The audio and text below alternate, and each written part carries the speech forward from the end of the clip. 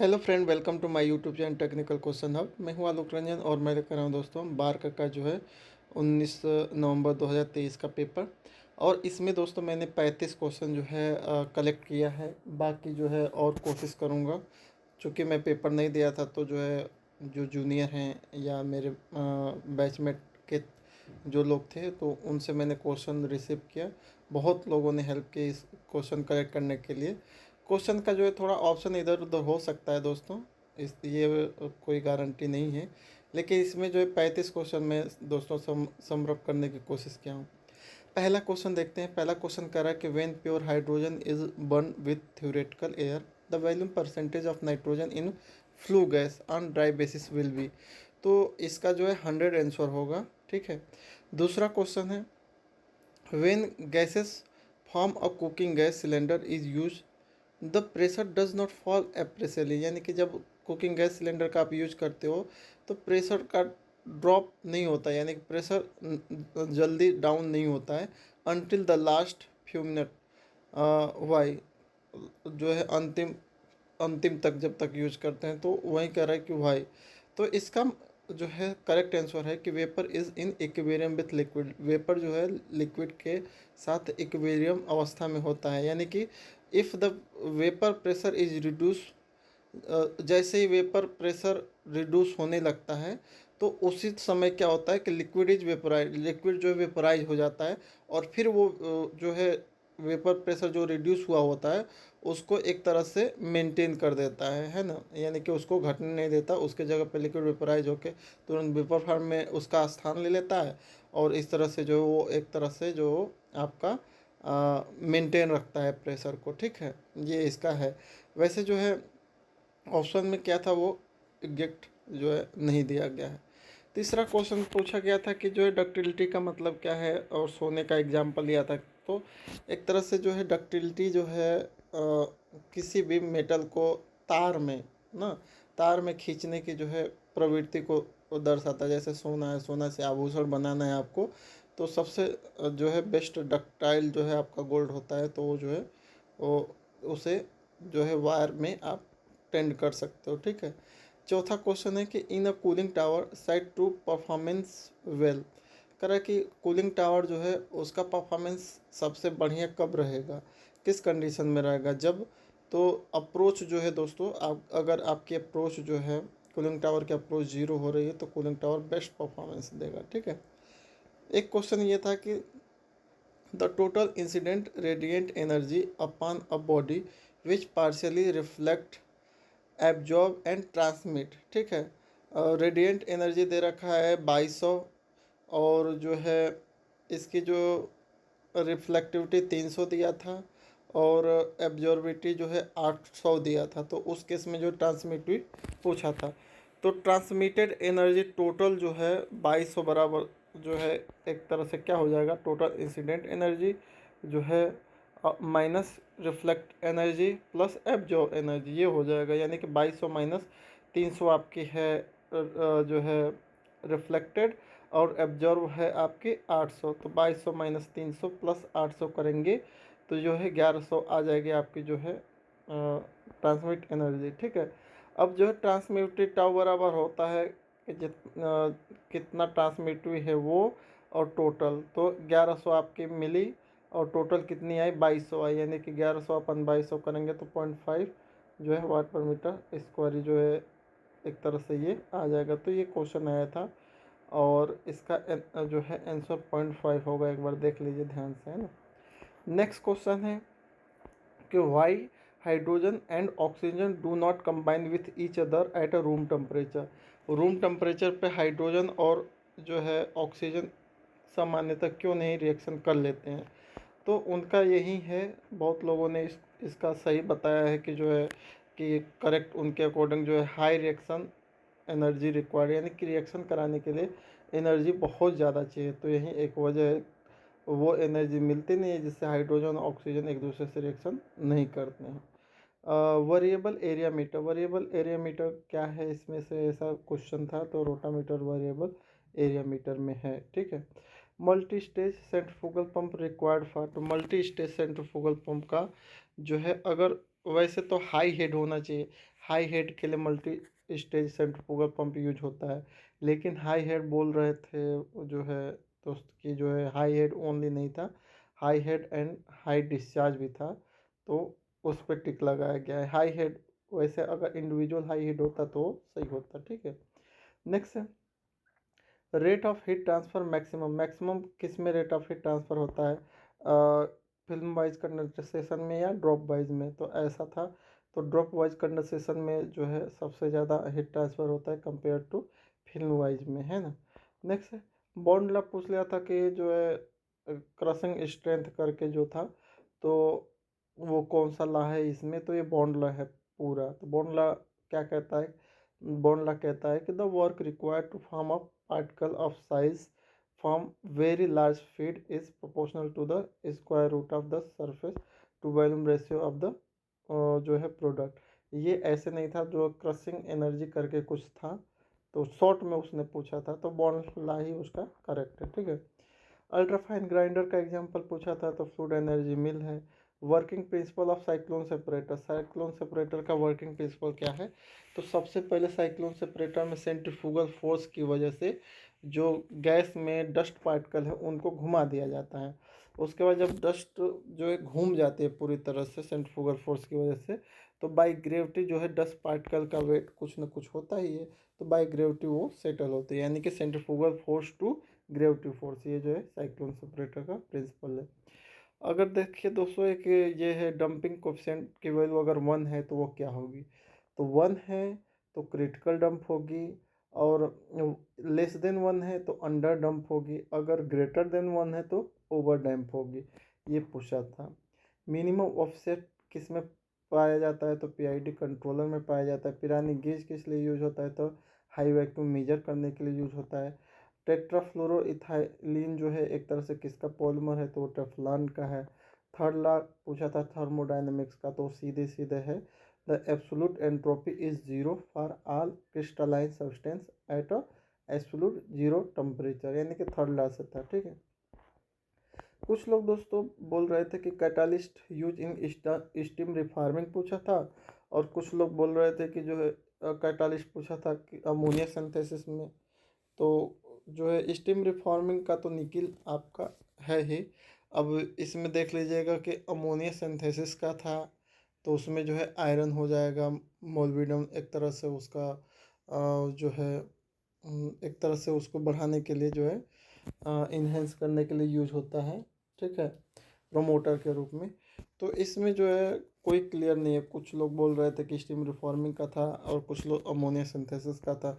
तो steam reforming का तो मैंने लिख दिया है निखिल, अमोनिया सिंथेसिस में जो है आयरन हो जाएगा, तो उसके हिसाब से आप मैनेज कर लीजिएगा, ठीक है। According to Newton's law of viscosity shear stress पूछा था, तो शेयर स्ट्रेस जो होती है directly proportional to velocity gradient जो होती है, या रेट ऑफ स्ट्रेन कह लीजिए, ठीक है। ये क्वेश्चन बता रहे थे, ये आया था। नेक्स्ट है the chemical added to LPG to help detect its leakage, यानी कि कौन सा केमिकल एलपीजी में यूज करते हैं ताकि जो है लीकेज डिटेक्ट कर सके, तो उसमें इथाइल मरकेप्टन आ जाएगा, CH3CH2SH, है ना, इसका फार्मूला है। एक क्वेश्चन पे प्लेट नंबर का पूछा था कि Peclet number is product of the Reynold number और प्रेंडल नंबर का प्रोडक्ट है। एक क्वेश्चन पूछा था कि प्रेंडल नंबर इन हीट ट्रांसफर, जैसे प्रेंडल नंबर का यूज हम जो है हीट ट्रांसफर एनालॉगी में करते हैं, वैसे ही जो है मास ट्रांसफर एनालॉगी में किस डायमेंशनलेस नंबर का यूज करते हैं, तो स्किमिड नंबर हो जाएगा, ठीक है। एक क्वेश्चन बता रहे थे जो है भेजा गया है व्हाट्सएप पे मेरे की, 8 gram of methane is burn with 4.48 litre of O2 at STP, find its volume of CO2 gas produce at STP, यानी कि 8 ग्राम मेथेन को जलाने पे जो है कितना CO2 बनेगा, ये मोटा मोटा क्वेश्चन था, ठीक है, जिसमें ऑक्सीजन का यूज 4.48 लीटर किया गया है। तो ये 2.24 लीटर या केजी में उसमें बोल रहे थे कि लीटर में या केजी में है, तो ये जो है उसका आंसर है, ठीक है। फॉर गुड इंसुलेशन, इंसुलेशन अगर अच्छा है तो किस बेस पे है, तो उसका ये हो जाएगा कि good insulation should have low thermal conductivity. अगर जो है इंसुलेशन की जो है थर्मल कंडक्टिविटी बहुत ही लो है, तो वो जो है गुड इंसुलेशन कहा जाएगा। ठीक है। हेस्टेलियो एलोइस का जो है कंपोजिशन पूछा था, तो वैसे ओरिजिनल देखा जाए तो 56% निकिल, 22% क्रोमियम, 13% मोलिब्डेनम था। लेकिन जो है मोलिब्डेनम और निकिल का ही कंपोजिशन में दिया था, तो निकिल और मोलिब्डेनम होना चाहिए। ठीक है। इन जूल थॉम्पसन कोफिशिएंट पूछा था, जूल थॉम्पसन कोफिशिएंट में जो है क्या चेंज नहीं होता, तो एंथैल्पी चेंज नहीं होती। लेकिन जो है इसको किसी मतलब किसी और वे में पूछा गया था, तो एंथैल्पी डज नॉट चेंज हो जाएगा उसका करेक्ट आंसर। क्रिप स्ट्रेंथ पूछा था, तो क्रिप स्ट्रेंथ जो होती है, it is the essential a measure of resistance to creep deformation. Creep deformation को रोकने के लिए जो है जो रेजिस्टेंस यूज होता है वही क्रिप स्ट्रेंथ कहलाती है। ठीक है। अमोनिया की फेवरेबल कंडीशन पूछा था, तो अमोनिया जो मैन्युफैक्चरिंग की जो फेवरेबल कंडीशन है, हाई प्रेशर और लो टेम्परेचर है दोस्तों। ठीक है। नेक्स्ट है द फिनोमेना। अब जो है 29 में कंफ्यूजन है इसमें भी। एक कुछ लोग कह रहे हैं कि the phenomena due to which water reaches great height in a tree, यानी कि कुछ लोग कह रहे थे कि जो वाटर है वो जो बड़े पेड़ होते हैं, पेड़ों की हाइट भी कुछ ज़्यादा होती है, तो जब जो है वाटर जो होता है वो वाटर उस हाइट तक कैसे पहुंच जाता है, अगर ये क्वेश्चन रहा होगा तो इसलिए मैं देखिए स्टार लगा दिया हूँ, क्योंकि मैंने इस पेपर तो दिया नहीं है, जो भी है जो मेरे पास क्वेश्चन आया उसके बेस पे है। तो ये क्वेश्चन आया था कि कुछ लोग इसे बोले थे कि the phenomena due to which water reaches great height, यानी कि पानी जो है उतने हाइट तक पेड़ के जो पहुंच जाता है, उस फिनोमेना को क्या कहते हैं, तो उसको कहते हैं ट्रांसपिरेशन। ठीक है।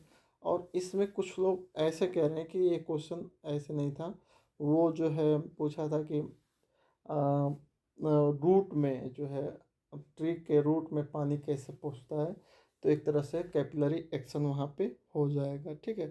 तो जो है दोनों तरह से ये आपको मैंने बता दिया, जो भी हो वो आप देख लीजिएगा। एक तो जो है स्टेटमेंट वाला जो ये क्वेश्चन पूछा गया था कि जैसे गैस की सॉल्युबिलिटी अगर बढ़ानी हो तो प्रेशर को आपको बढ़ाना पड़ेगा, तो बिल्कुल सही है। गैस की सॉल्युबिलिटी बढ़ाएंगे तो उसकी फेवरेबल कंडीशन होती है हाई प्रेशर और लो टेम्परेचर। तो दोनों इसी स्टेटमेंट में दिया था कि गैस की सॉल्युबिलिटी बढ़ेगी तो प्रेशर क्या होगा, बढ़ेगा, या गैस की सॉल्युबिलिटी बढ़ानी है तो टेम्परेचर को डाउन करना पड़ेगा। ये दोनों तो एक तरह से सही है, क्योंकि आप जानते हो कि for solubility of gas in a liquid और उसकी जो फेवरेबल कंडीशन है हाई प्रेशर और लो टेम्परेचर है। तो मेरे हिसाब से तो दोनों बोथ आर करेक्ट होनी चाहिए, दोनों स्टेटमेंट ये सही है, क्योंकि टेम्परेचर लो होगा तो गैस की सॉल्युबिलिटी बढ़ेगी, जैसे कोका कोला वगैरह में जो है CO2 गैस भरते हैं। ठीक है। और प्रेशर भी उसका ज़्यादा होता है, तो ये दोनों स्टेटमेंट मेरे हिसाब से सही लग रहे हैं। ठीक। और ये जो है when H2 burn with pure theoretical air then N2 in flue gas, जो फ्लू गैस में क्या होगा, ये क्वेश्चन भी बोल रहे थे कि ऐसा भी क्वेश्चन आया था। तो अब जो है मैं जो है 30 क्वेश्चन तक तो मैं श्योर था। ठीक है। और 30 से 35 क्वेश्चन तक जो है, 31 से 35 क्वेश्चन तक जो है इनकम्प्लीट क्वेश्चन है। ये जो है मतलब पूरा क्वेश्चन जो है मिला नहीं है। तो इस बेस पे 5 क्वेश्चन जो है आपके लिए मैं जो है कमेंट बॉक्स में ज़रूर इसमें लिखिएगा कि क्या क्वेश्चन आया था, कंप्लीट इसका क्या है। जैसे एक पूछा था कि जो if vessel pressure constant then if we increase 1 kelvin temperature then change in volume, तो क्या यही क्वेश्चन था या कुछ और था, कि अगर वेसल का प्रेशर कांस्टेंट रखा जाए और 1 डिग्री टेम्परेचर बढ़ाया जाए तो वॉल्यूम में चेंज क्या होगा। ये क्वेश्चन एक आया था ऐसा, जो इनकम्प्लीट है, मैंने सॉल्व नहीं किया।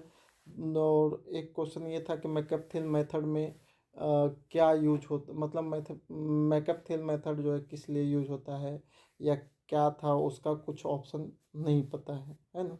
लेकिन ये था कि इससे आया था। नेक्स्ट जो है एक क्वेश्चन ये था कि जो gases and liquid are present in vessel, तो रेजिस्टेंस लिक्विड साइड जो होती है प्रेजेंट जो होती है, तो उस विच कंडीशन फेवर, वो किस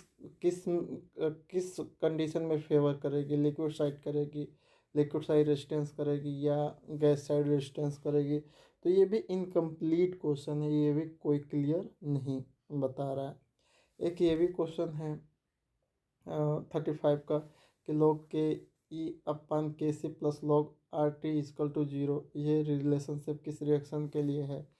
तो ये रिएक्शन है, तो ये भी जो है कुछ क्लियर नहीं है, यानी कि 5 क्वेश्चन जो है क्लियर नहीं है। 5 ये जो क्वेश्चन है वो आप ज़रूर जो है कमेंट बॉक्स में बताइएगा दोस्तों। और बाकी जो 5 क्वेश्चन और है इनके अलावा वो भी जो है कमेंट बॉक्स में लिख दीजिएगा। बाकी जो है 30 क्वेश्चन तो मेरे हिसाब से कंसेप्ट एकदम क्लियर होने चाहिए। बाकी मैंने पहले भी बताया था कि जो इसमें जो है 30 क्वेश्चन तक नॉर्मल और मीडियम मिलता ही है, सबको आ जाता है लगभग। लेकिन बस वहीं जो 10 नंबर के क्वेश्चन जो एक्स्ट्रा जो 10 हैं उसमें न्यूमेरिकल वगैरह टफ दे देता है, उसी को जो क्लियर करता है उसी का जो है एक तरह से बन जाता है एग्ज़ाम। ठीक है, तो बाकी जो है जो क्वेश्चन छूट रहे हैं वो भी अपलोड मतलब कर दूंगा नेक्स्ट टाइम में। कमेंट बॉक्स में ज़रूर उसको लिख दीजिएगा दोस्तों। Thanks for watching. जय हिंद।